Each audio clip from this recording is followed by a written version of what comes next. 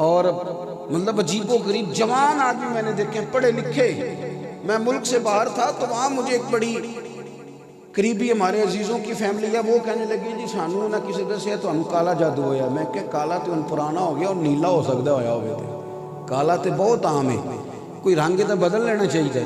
کیا مذاق بنایا ہوا ہے. حضور کے ماننے والے بھی اس طرح کی باتیں کرتے ہیں، نبی کریم کے ماننے والے بھی. اور میں نے کہا سورہ بقرہ پڑھو جو میرے رسول نے بتائی ہے. کسی پیر کے تعویذ میں کمی ہو سکتی ہے پر یہ رسول پاک کا دیا ہوا تعویذ ہے. حضور نے فرمایا سورۃ بقرہ پڑھو، تمہارے گھر سے شیطان بھی بھاگ جائے گا اور جن بھی بھاگ جائے گا. تو محبوب نے کہہ دیا تو بات پکی، باتیں پکی. یہ نوجوان میری بات توجہ سے سنیں، اس کی کو ذرا کم کریں جی، اور بزرگ توجہ سے سنیں کیا کہنے لگا ہوں. بخاری مسلم میں ایک حدیث ہے، نبی پاک صلی اللہ تعالی علیہ وسلم کے صاحبزادے حضرت ابراہیم آپ کا وصال ہو گیا، اور جناب ابراہیم علیہ السلام کا وصال حضور کی گود میں ہوا. محبوب کے آنسو بھی نکلے. ایک صحابی نے عرض کی یا رسول اللہ آپ بھی رو رہے ہیں؟ تو محبوب فرمانے لگے بیٹا گیا ہے نا. تو وہ محبت آنسو بن کے چھلک پڑی ہے، باقی میرے دل اور زبان پر وہی ہے جس سے میرا رب راضی ہوتا ہے. اچھا وہ اتفاق کی بات یہ کہ جس دن آپ کے صاحبزادے حضرت ابراہیم علیہ السلام کا وصال ہوا نا، اسی دن سورج کو گرہن بھی ہو گیا. بات جوڑنے والے جوڑ دیا کرتے ہیں، کچھ لوگوں نے بات جوڑ دی کہ دیکھو حضور کے صاحبزادے کا وصال ہوا ہے تو سورج کو بھی گرہن ہو گیا ہے. جڑ گئی بات. یہاں بڑی ساری کرامتیں ہیں جو بس جڑ گئی ہیں، جوڑ دی لوگوں نے، چلا لیا کام اللہ ماشاءاللہ. بات جوڑنے والوں نے بات جوڑ دی. میں آپ کو ایک بات ذمہ داری سے عرض کرتا ہوں، اسے اپنے ذہن میں بٹھانا، عرس بزرگ کا نہیں ہوتا، عرس اس کی بزرگی کا ہوتا ہے. اللہ کرے میں آپ کو سمجھا سکوں. عرس کس کا ہوتا ہے؟ یعنی تعلیمات کا عرس ہوتا ہے. آپ کرامتوں کا عرس منائیں گے؟ عرس تو ہوتا ہے کہ دیکھو یار آؤ بیٹھ کے سوچیں انہوں نے کتنی دنیا کس طرح مسلمان کر دی. عرس تو یہ ہے کہ وہ طریقے اختیار کریں جس سے انہوں نے لوگوں کو راسخ العقیدہ بنا دیا. ہم کس طرف نکل رہے ہیں؟ کیا دینا چاہ رہے ہیں آنے والی نسل کو؟ واپس لوٹیں اصل حقیقت کی جانب.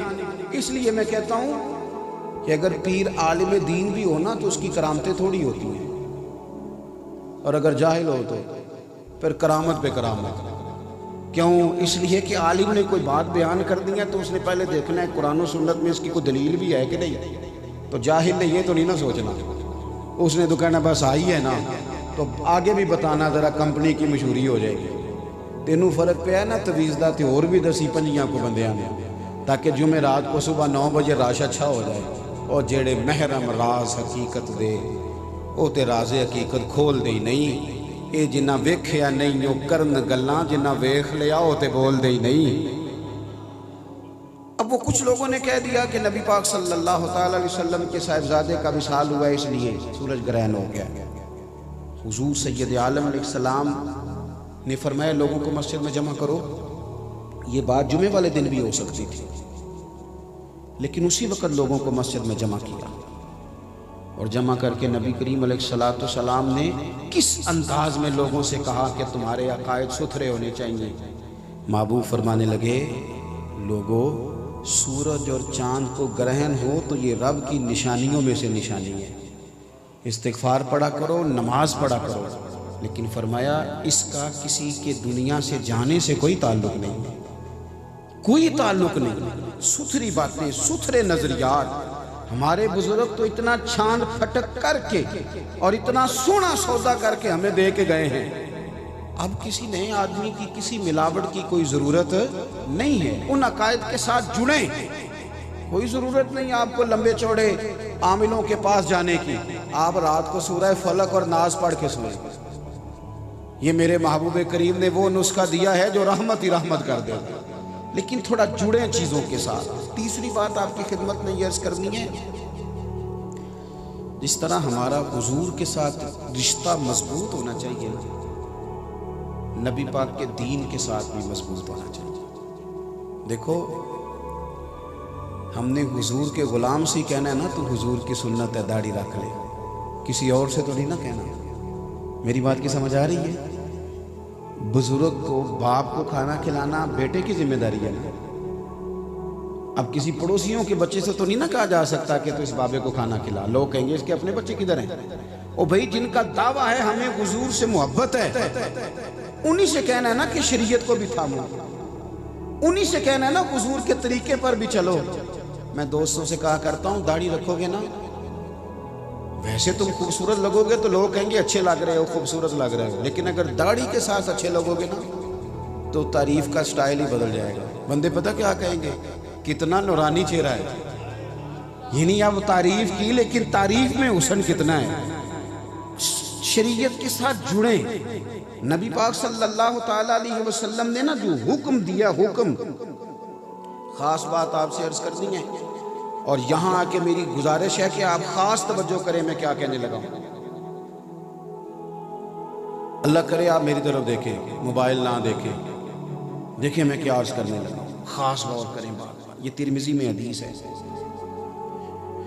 حضرت عبداللہ ابن عباس رضی اللہ تعالیٰ عنہ فرماتے ہیں کہ نبی پاک صلی اللہ تعالیٰ علیہ وسلم نے نا ایک لشکر روانہ کیا صبح کے ٹائم، جمعے کا دن تھا۔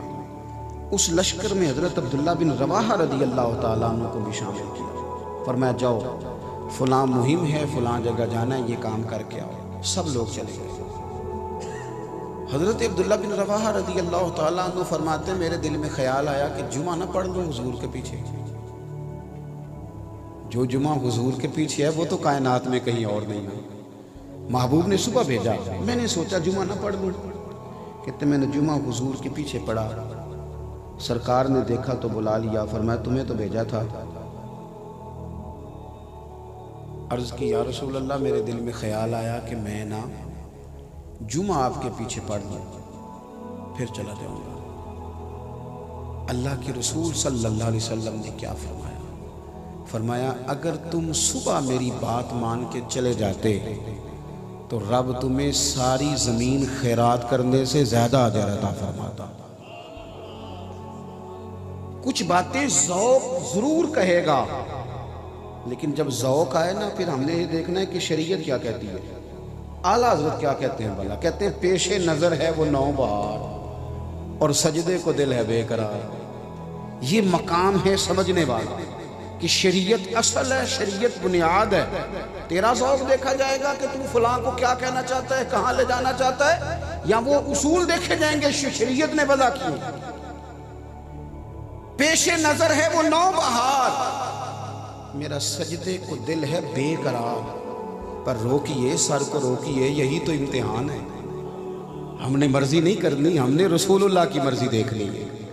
ہم نے اپنی مرضی، وہ کیا کہا تھا کسی شاعر نے، اس نے کہا جب تیرا حکم ملا ترک محبت کر دی، دل مگر اس قدر دھڑکا کہ قیامت کر دی۔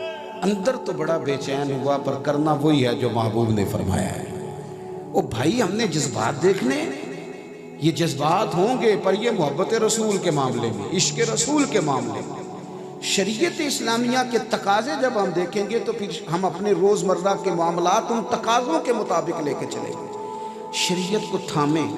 میں صبح بھی عرض کر رہا تھا، شادی بچے کی طے کرتے ہیں نا تو ساری برادری بیٹھتی ہے، سارے بڑے بیٹھتے ہیں، دن طے ہو گئے، کتنے لوگ آئیں گے طے ہو گیا، پھر ایک بندہ بیچ میں سے بول کے کہتا ہے یار پھپھو ناراض ہے بچوں کو، چلو اسی طرح سارے اٹھو اس کو راضی کر کے، کہتے ہیں کہ نہیں کہتے؟ ماموں ناراض ہے، چلو سارے اسے کہتے ہیں نا یار سارے، ہاں نہ تو کرو نا، ہوتا ہے اس طرح شادیوں پہ۔ اچھا وہ پھپھو بھی سارے ناز آج ہی دکھاتی ہے، اسے پتہ ہوتا ہے کہ آج یہ منانے آئے ہیں، ماموں اور چاچو بھی سارے ناز اسی دن ہی دکھاتے ہیں۔ تو برادری کے بڑے بولتے ہیں فلانے کو راضی کر لو، فلانے کو راضی کر لو، ایک بڑا ہی بول پڑے کہ بینڈ باجا نہ بجانا، اللہ رسول ناراض ہو جائیں گے۔ اگر پھپھو کے بغیر خوشیاں ٹھیک نہیں ہوتی تو شریعت کے بغیر ہو جاتی ہیں۔ ایک بھی نہیں کہتا کہ عورتوں کی مووی نہ بنانا، ایک بھی نہیں کہتا کہ مہندی کی رسم میں کوئی فضول بے حیائی نہ کرنا، ایک بھی نہیں بڑا کہتا، کوئی ایک ہی بول پڑے۔ بھئی حضور سے پیار کا دعویٰ کرنے والا ایک تو کوئی بولے، کہ میں کھڑا ہوں میدان میں، خدا را شریعت اسلامیہ کے ساتھ اپنے آپ کو وابستہ کریں، اور شریعت آپ کے لیے آسان کر دے گی زندگی گزارنا۔ جتنے ہم الجھ گئے ہیں نا، جتنے قرضوں کے نیچے دب گئے ہیں، ایک شادی کی اور سارا خاندان قرضہ اتار رہا، یہ ہمیں آزاد کرے گا دین، ہم بچ جائیں گے۔ اور آج کی اس تقریب میں جہاں میں آپ کو لانا چاہتا تھا وہاں میں لے آیا۔ اب بات میں نے سمیٹ دینی ہے، تھوڑی دیر میں آپ میری بات پر توجہ کریں گے۔ ایک بات اور اپنی زندگی میں سمجھیں، یہ جو دین اسلام ہے نا، اس کا بہت سارا کام ابھی دنیا میں ہونا باقی ہے، بہت سارا، وہ سارا سرکار کے کرم سے ہی ہوگا۔ اور جب حضور کے غلام وہ کام کریں گے تو نبی کریم کی مدد شامل حال